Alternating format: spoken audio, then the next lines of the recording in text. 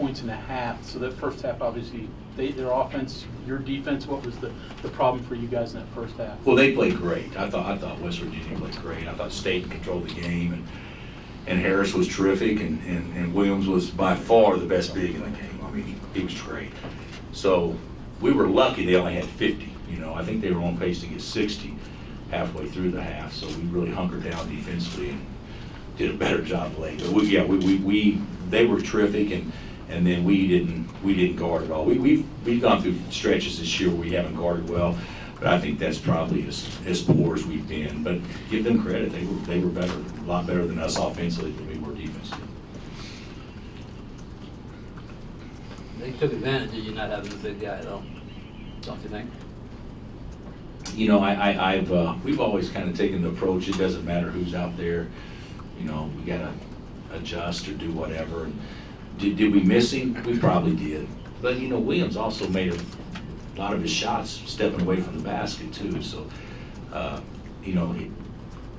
in the first 17 games of the league, we've been a pretty good rebounding team, and tonight we weren't a good rebounding team. And having Joe would have probably helped that cause, but I'm not sure it would have been enough to make a big difference. I thought West Virginia, we made it interesting late, but I thought they really controlled the game. How much did you guys miss Embiid today? That's what we just talked about. Well, yeah, but we missed him, but not to the point where it's an excuse on the outcome of the game. Bill, did you worry that it might be tough to get your guys up for this game, just being on the road and having punched it outright and not having a lot to play for?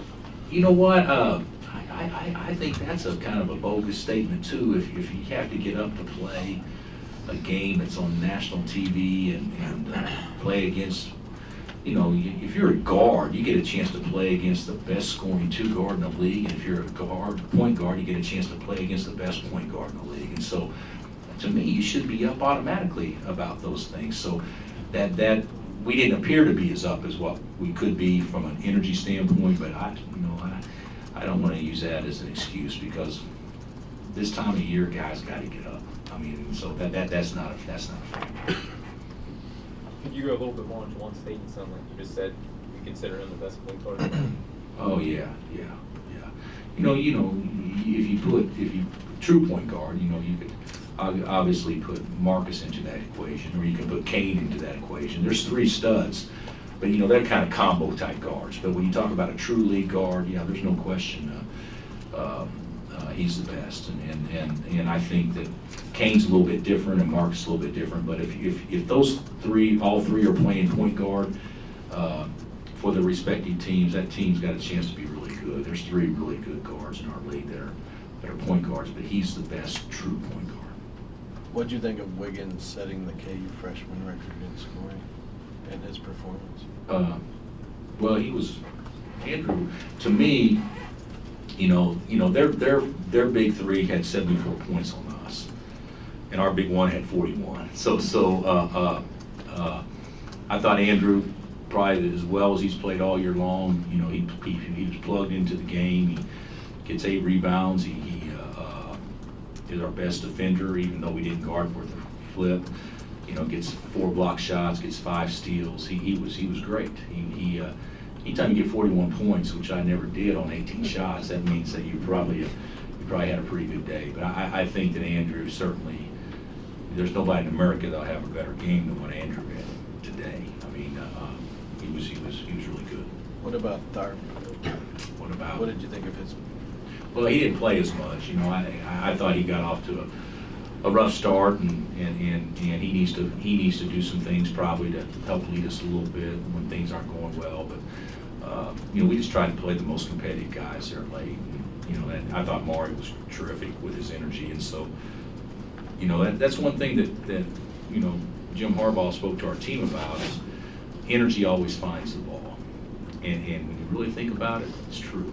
And certainly we played with our more energetic guys there late, and they did a better job kind of swarming to the ball, and some good things finally started happening. Did you think the deficit was too much, or did you think you guys had a real shot? I thought we had a real shot when it was a 5-point game and we fouled with 2 on the shot clock. They were going to shoot a bad shot or whatever, and or have to throw one up, and we fouled, and basically it went from 5 to 7 because, you know, who knows? The thing about it is with and you guys can ask Bob this, but you know, sometimes when you're playing from behind, there's absolutely no pressure, and you're playing with the lead, but sometimes you're playing not to lose, and there was a combination of both of those things happening. But I thought we had a shot. But everything had to go perfect, and when one or two things didn't go perfect, it was obviously too much to overcome. Anything else? What will be happening with Embiid moving forward?